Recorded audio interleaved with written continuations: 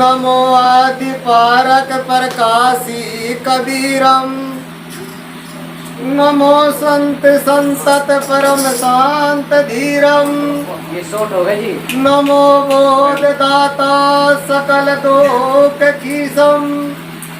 नमो मुक्त जीवन परक पद अधीशम। बंदो गुरुवर कबीर के चरण कमल सिरनाय। जासु ज्ञान रवि करनी करे ब्रह्म तम दे नसाय।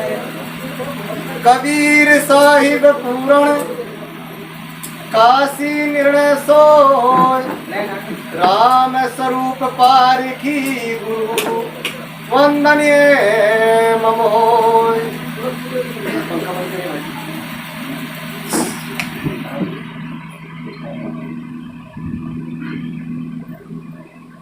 पारक के प्रकाशी सदगुरु कबीर साहब जी इस मंच पर उपस्थित हमारे व्यवरत मूर्ति रामेश्वर साहब शास्त्री जी, सरदे संत श्री संतोष साहब जी, श्री अमल साहब जी और समस्त इस मंच पर उपस्थित श्रद्धालु, मंच पर उपस्थित वितराग संत गुरुजन, श्रद्धालु भक्त सज्जनों, शक्ति स्वरूप ममतामयी माताओं बहनों, अभी आप सब लोग अनेकों महापुरुषों के विचारों को सुन रहे थे जो हमारे कल्याण के लिए अत्यंत आवश्यक है। क्योंकि सज्जनों, इस जीवन में जिनको शांति मिली है, जिनको सुकून मिला है, वह महापुरुषों की वाणी को सुनने के बाद ही मिला है। आप लोगों ने जिन महापुरुषों को सुना होगा, पढ़ा होगा, गुना होगा, जानने में आए होंगे, तो साथ साथ ये भी समझने में आया होगा कि उन महापुरुषों के अमुक ना अमुक कोई ना कोई गुरु थे, किसी ना किसी संत महापुरुषों के सानिध्य में रहे। क्योंकि अभी आप लोग जीवन के अनेक पहलुओं पर सुन रहे थे। आदमी दुखी क्यों है, आदमी सुख की चाहना करता है, सुख को प्राप्त करने के लिए आदमी रात दिन 24 घंटे तत्पर रहता है, फिर भी आदमी के जीवन में हाथ में अंत में दुख ही निकलता है। ऐसा क्यों? एक प्रश्न खड़ा होकर के आता है कि ऐसा क्यों है। हमने कभी विचार किया इसके ऊपर?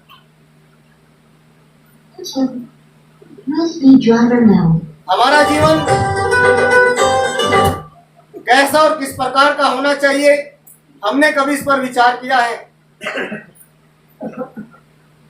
क्योंकि जब तक व्यक्ति विचार नहीं करेगा तब तक उसको कोई सुखी नहीं कर सकता है। आदमी के जीवन में विचार घटित होता है। चाहता तो बहुत कुछ है आदमी, चाहना के पीछे दौड़ता ही है। जब तक आदमी चाहना के पीछे दौड़ता है तब तक उसको सुख जीवन में नहीं मिल पाता है। सुख की केवल भ्रांति मिलती है। चाहना है अंदर में हमारे सुख मिले, चाहना है हमारे अंदर में धन मिले, चाहना है हमारे अंदर में बड़ा पद मिले, संसार का सुख मिले, चाहना है हमारे अंदर में शांति मिले। लेकिन क्या चाहना पर हमने विचार किया? क्या हमने अपने जीवन के ऊपर कभी निर्णय लिए? हम लोग विचार नहीं कर पाते। विचार करने की शक्ति यदि हमको प्रदान होती है तो वो संत गुरुजनों से होती है, विवेकी विचारवान महापुरुषों से होती है। जब तक मनुष्य की प्रज्ञा बुद्धि में परिणाम दर्शिता नहीं आएगी, तब तक आदमी कितना भी कुछ करेगा उसका फल कुछ प्राप्त नहीं हो सकता है। सदगुरु कबीर साहब की घोषणा है इस विषय में। साहब कहते हैं, कर विचार विकार परिहार। अगर कोई नारी, अगर कोई नर, चाहे वो ज्ञानी हो चाहे किसी प्रकार का व्यक्ति क्यों ना हो, पढ़ा लिखा हो अनपढ़ हो, यहाँ का हो वहां का हो, यदि सुखी होना चाहता है तो सर्वप्रथम अपने विचारों को सही करना पड़ेगा। क्योंकि विचारों के अभाव में हम सारा दुख भोग रहे हैं। हमारे पास विचार नहीं है। कबीर साहब ने आप लोगों ने सुना हुआ, चलती फिरती एक साखी आती है, सब लोग याद रखते हैं इसको। बिना विचारे जो करे सो पाछे पछताए। छोटा सा सूत्र है अपने जीवन का, लेकिन हम इस सूत्र से बहुत दूर रहते हैं। और सागर तो चाहे कितने भी हो, आदमी डूबे ही डूबेगा, क्योंकि विचार नहीं है ना। तीनों सागर में आदमी डूबता है, किसके अभाव में? विचार के अभाव में। सदगुरु कबीर साहब ने आदमी में कोई परिवर्तन करने की कोशिश नहीं करी। इसलिए सदगुरु कबीर साहब ने न हिंदू बनने के पक्ष में, न मुस्लिम, न ब्राह्मण, न क्षत्रिय, न वैश्य, न शूद्र। सदगुरु कबीर साहब आदमी के जीवन में परिवर्तन करना चाहते थे तो केवल विचारों का। ये जो आदमी जाति पूछते हैं, ये जो आदमी स्त्री पुरुष का भेद मानते हैं, ये जो आदमी अपने को ब्राह्मण क्षत्रिय कह रहा है, ये जो आदमी आपको धार्मिक कह रहा है, या आदमी अपने को स्त्री पुरुष का अहंकार लेकर बैठा है, किसके कारण है? ये विशेषण क्यों पैदा आदमी के भीतर में? क्योंकि उसे विचार नहीं आता, मंथन नहीं करता, विवेक नहीं करता। सदगुरु कबीर साहब कहते हैं, बिना विवेक भटकत फिरे पकड़ शब्द की छाई। शब्दों की छां को पकड़ करके प्रत्येक नर नारी दुखी है। इस संसार में ज्ञानियों की दृष्टि में संसार में सुख नहीं है, केवल ज्ञानियों की दृष्टि में सुख नहीं है। लेकिन अज्ञानियों की दृष्टि में, अज्ञानियों की दृष्टि में सुख ही सुख है। पति में सुख है तब तो पति की ओर जाती है, पत्नी में सुख है तब पत्नी की ओर जाती है, पुत्र में सुख है। सुख नहीं है ये नहीं कह सकते, सुख दिखता है उसको, चाहे वो भास मात्री हो। अगर ऐसा ना होता तो जाता ना, क्योंकि जिस चीज का अस्तित्व नहीं होता उसको आदमी कभी स्वीकार नहीं सकता। इसलिए आज पढ़ा लिखा भी, अनपढ़ भी, शिक्षित अशिक्षित, धर्मी अधर्मी, सब लोग दुखी है, सब लोग परेशान है। ये परेशानी कहां से आई? आप लोग जरा विचार करें। जिनको हम कुत्ता बिल्ली गाय भैंस कहते हैं, उन्हें हम जानवर की संज्ञा देकर पीछे हट जाते हैं, उन्हें हम जानवर कह देते हैं। लेकिन कभी विचार किया आपने, क्या वे जानवर हम लोगों से अच्छा जीवन जी रहे कि हम उनसे अच्छा जीवन जी रहे हैं? मनुष्य को सभी शास्त्र, सभी चिंतक, सभी विचारक और प्रबुद्ध व्यक्ति इस बात में सब लोग स्वीकारते कि मानव जीवन सर्वश्रेष्ठ और सर्वोपरि है। लेकिन आप लोग विचार करके देखें कि मानव से विकृत कोई दूसरा प्राणी इस पृथ्वी पर है? मानव से गया गुजरा इस पृथ्वी पर कोई दूसरा प्राणी है? ये सारा आतंक कहां से आ रहा है? सारी हत्याएं बलात्कार कहां से आते हैं? सारी रिश्वतखोरी घूसखोरी कहां से आते हैं? सारा राग और द्वेष कहां से आता है? कहां से ईर्ष्या छल कपट अभिमान जागता है? कुत्ते बिल्ली को जागता है क्या? फिर कैसे मान लिया जाए कि मनुष्य श्रेष्ठ है? मनुष्य तब श्रेष्ठ है जब मनुष्य का जीवन प्राप्त करने के बाद मनुष्य जैसे गुण धर्मों में जीता हो, तब श्रेष्ठ है। और गुण धर्मों में जीने की क्या सत्संग है? संत महात्मा जो बताते हैं गुण धर्मों में जीने के लिए बताते हैं। ये तो सब मस्त है, तो भोग रहे तो भोग करना भी एहसान नहीं है। एक बार की बात है, बूढ़े हमसे मिले, पूछने लगे, गुरुजी 3 बेटे हैं, तीनों को मकान बना के दिए, जमीन जायदाद बढ़ा करके दी, लेकिन तीनों बेटे मुंह से भी नहीं बोलते। तीनों बहुआ ही है, अच्छी पढ़ी लिखी, सब समझदार, और तो और जिसके मैं 7 फेरे लेकर के घर में लाया था वह भी आज उन्हीं की हो गई, बहू और बेटे की हो गई है। साहब जिंदगी नरक बन गई है। मैं पूछूं क्या शिकायत आप सब लोग की नहीं है क्या? सबकी है। आदमी का चेहरा कुछ दूसरा है, बताता नहीं है, छुपाता है आदमी, और छुपाने में रोग पैदा होते हैं, याद रखना। यदि आदमी अपने हृदय की बात, अपने दिल की बात, अपने दुख की बात लिखना शुरू कर दे तो एक नया वेद बनकर तैयार हो जाएगा, रात दिन लिखता ही रहेगा, भूख और प्यास उठ जाएगी, इतनी शिकायत है आदमी की। तो साहब जी मेरा निवेदन है, आप मुझे कोई रास्ता बताइए। मैंने कहा आप हमारे आश्रम में आ जाओ, बस नहीं रहना और कुछ करना नहीं। तो थोड़ी सी देर तो मेरी तरफ को कड़वा कड़वा लगाया, टेढ़ा टेढ़ा। बोले महाराज आप साधु है कि नहीं? उसने मेरे पे शंका तान दी। बोले आप साधु है कि नहीं? मैंने उनको इतना मजबूती से पाला पोसा, इतना सब कुछ किया, और आज मेरे दिल के टुकड़े को मेरे साथ करने हुआ। आपने कैसी बात बता दी? तो ऐसे व्यक्ति के लिए क्या सत्संग लाभकारी हो सकता है? यहां सब भूले अपनी अपनी जगह पर, किसी को होश नहीं है, होश की जिंदगी बिरला जीता है।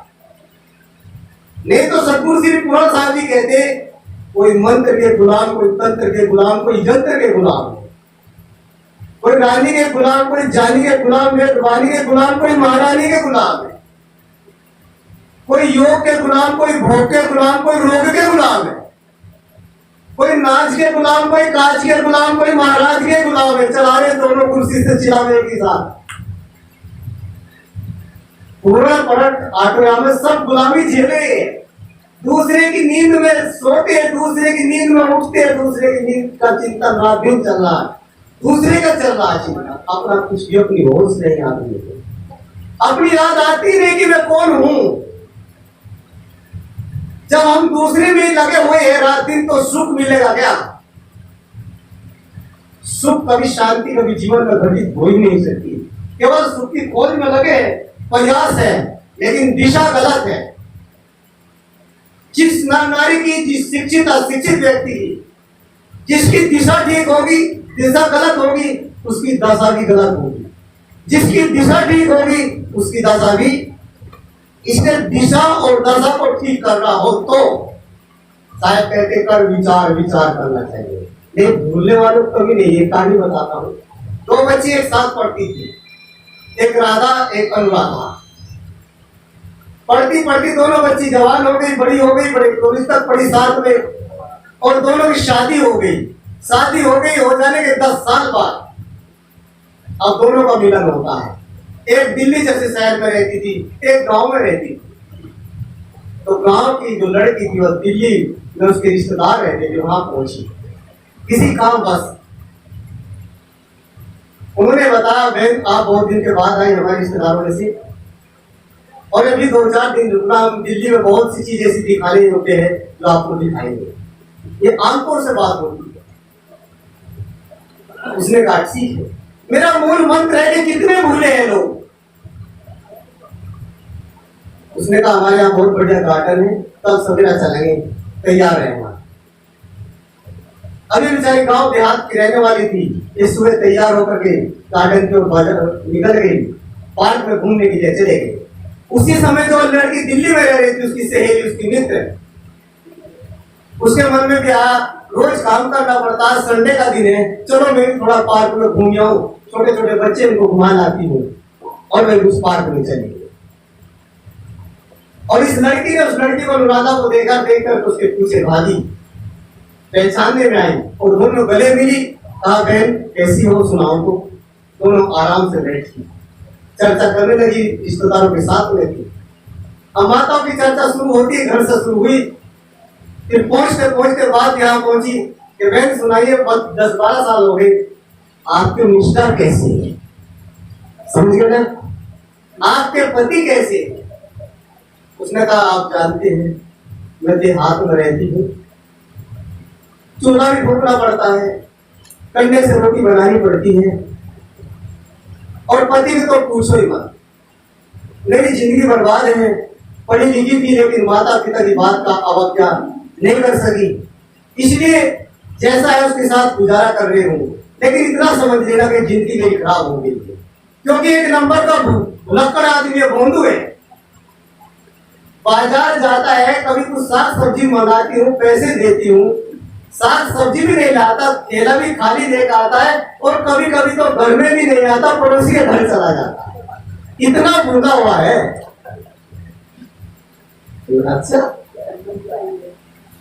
और इतनी बात कह करके आंखों से रोने लगी। उसने कहा बहन कोई बात नहीं, रोइए मत, 2 बच्चे हैं, पाल ले पोस ले, जैसे जैसे गुजारा करो। मुंह पूछती हुई ने दूसरी ने कहा कि मैं आपको दिल्ली जैसे बड़े महानगर में रहती है, देश की राजधानी है, आपको तो हर प्रकार का सुख मिलता है, और आप बताइए आपके पतिदेव कैसे हैं? अब वो अपना वर्तान सुनाती है, तब तक उसका पति आ जाता है। उस दिल्ली वाली लड़की का पति आता है, दोनों पैंट के पहुंचे जो नीचे के थे, चढ़े हुए थे, मिट्टी में पैसने हुए थे, दाढ़ी भी पता नहीं कितने हफ्ते हुए थे, बनी नहीं थी, बालों पर धूल जमी हुई, पैंट का हुक खुला हुआ, लटका हुआ, एक लगा हुआ है, दूसरा खुला हुआ है डायरेक्ट।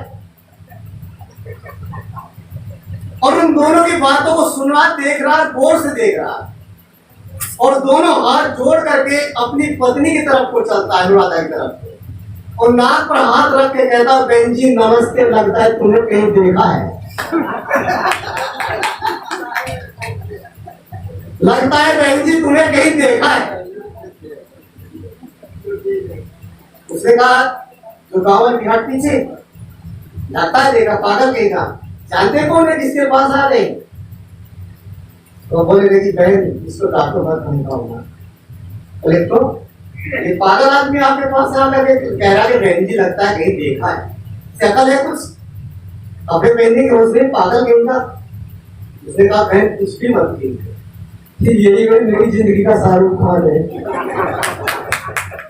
यही है जिसके साथ अपने पति का जीवन बिता रहे हो। तो संसार में भूलने वालों को कमी नहीं। मैं तो आप लोग कहता हूँ पत्नी भूलना चाहिए, पति भूलना चाहिए, लेकिन अपनी अंतरात्मा को कभी भी मत भूलना चाहिए, क्योंकि आपकी आत्मा ही सर्वोपरि है। ये आत्मा ही कोई हमारे ऋषि मुनियों ने परमात्मा कहा है, क्योंकि एक दिन संसार से छोड़ के चलना है, पति को भी छोड़ के चलेंगे, पत्नी को भी छोड़ के चलेंगे, पुत्र को भी, धन संपत्ति को भी यहाँ से छोड़ के चलना, लेकिन आपसे कभी छूटने वाली नहीं है, उसका नाम है आपकी आत्मा, आपका चेतन जीव, आपका स्वरूप। तो जब तक उस तत्व का बोध नहीं होगा, जब तक उस आत्म तत्व को नहीं समझोगे, तब तक आपका विचार और आपका परिश्रम इस संसार में करना सब निरर्थक, कोई काम का नहीं रहेगा जब तक रहेगा। इसलिए मैं कहता हूँ आप ऊपर उठिए, इससे निकलिए। क्या है ये सब छोटी छोटी बातें? मनुष्य को अपने स्वरूप का बोध होना चाहिए। जिसको स्वरूप का बोध होगा वह समझ सकता है कि चेतन माता में भी चेतन है, पिता में भी चेतन है, हर प्राणी में चेतन है, तो उसको मंदिर जाने की जरूरत नहीं है। मंदिर जाता आदमी कब? जब आदमी के पास में विचार का अभाव है।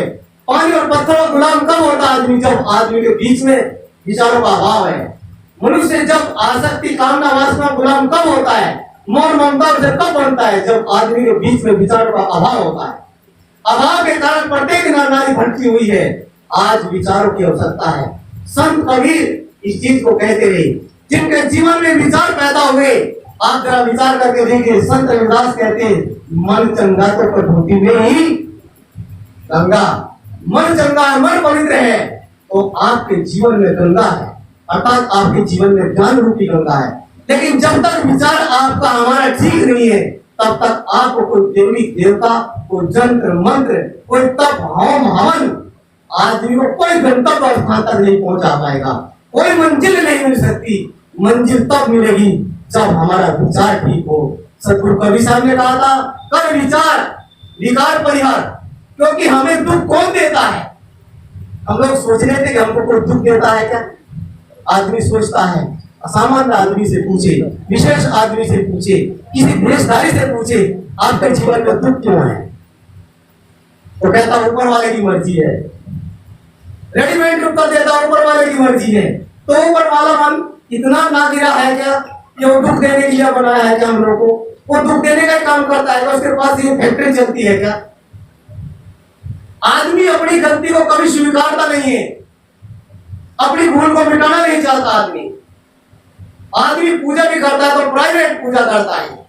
हम देखते हैं सुबह जब घूमने के लिए जाते हैं 6 बजे 5 बजे, तो लोग घर में सोते रहते, माइक बजता रहता है और माइक में से आवाज आती रहती है, स्पीकर से जाती है, ओम भूर्भुवः स्वः भर्गो देवस्य धीमहि जो मैं पढ़ दो दिया। घरवाले सो, लोग खर्राटे भर के सो रहे हैं, वह माइक आवाज दे रहा है। मतलब जाप भी चल रहा, सोना भी चल रहा है। ये प्राइवेट पूजा नहीं और क्या पूजा है? आदमी पूजा करता है किसकी? आदमी 2 घर की बत्ती किसी देवी के सामने लगा देता है, किसी देवता के सामने लगा देता है, जम करके पापाचार मचाता है, झूठ बोलता है जम करके, पति से समाज से सबसे झूठ बोलता है। अब आप विचार करके देखिए, दिन भर का पाप और 2 घर की बत्ती में साफ। आदमी कितनी शॉर्टकट पूजा करना चाहता है, कहां पहुंचेगा आदमी?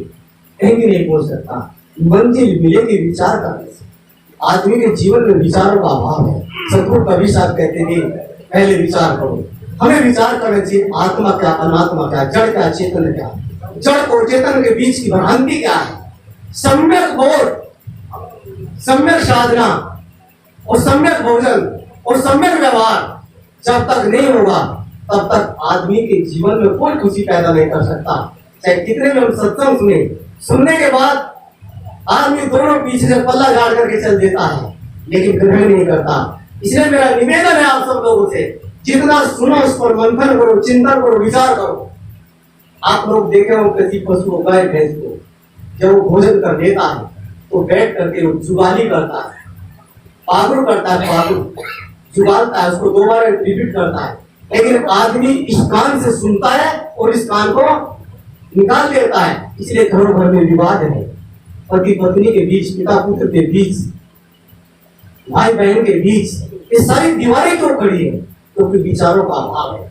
जिस दिन विचार प्रशस्त हो जाएंगे, हमारे जीवन का कल्याण उस दिन से शुरू हो जाएगा। उस दिन से हमारे जीवन में शांति और वास्तविक धर्म की परिभाषा आ जाएगी। क्योंकि धर्म न हिंदू, न मुस्लिम, न जैन, न कोई जाति, न कोई समाज, सत्य एक है। इसलिए ऋषि कहते हैं सत्यमेव जयते, सत्य की ही जीत होती है और सत्य से जीवन का कल्याण है। सत्य अपनी आपकी चेतन भीतर बैठी आत्मा है। उस चेतन आत्मा को, तत्व को जानिए, उसके जानने के बाद कुछ समझना जानना शेष नहीं रहता। फिर केवल व्यवहार करना है तो व्यवहार सावधानी से करें, सावधानी पूर्वक व्यवहार करेंगे। इसलिए समाज को, इस परिवार को, किसी में भी हम लोग को रहना है तो हम अपने को विचार करें, एडजस्ट करना सोचे। संसार के स्वभाव को नहीं बदल सकते, हम अपने स्वभाव को बदल सकते हैं। एक कहानी के बाद में वाणी प्रोग्राम दूंगा। एक बार की बात है, एक व्यक्ति काना था, आंख से काना, और बैंगन बेचने का काम करता था। उसकी जो बेचने की ठेली भी थी वह भी काली काली रंग से रंग रखी थी, वह भी काली थी। ये बैंगन बेचने वाला भी काला था, ठेली भी काली थी, आंख से भी काला था। और बस्ती में चला गया, एक माता निकल कर गया, क्या बेच रहा भाई? उसने कहा, माता, बहन जी मैं बैंगन बेच रहा हूं, देख लीजिए, ले लीजिए। और जैसे उसने देखा पलट करके, उसने कहा, भाई एक तो तुम्हारे बैंगन भी काले काले और काले बैंगन बेच रहा है। मतलब यह रहा कि बेचने वाला भी काला था, काला भी था, बैंगन भी काले थे, काले थे, और लेने वाले भी काली थी और काली थी।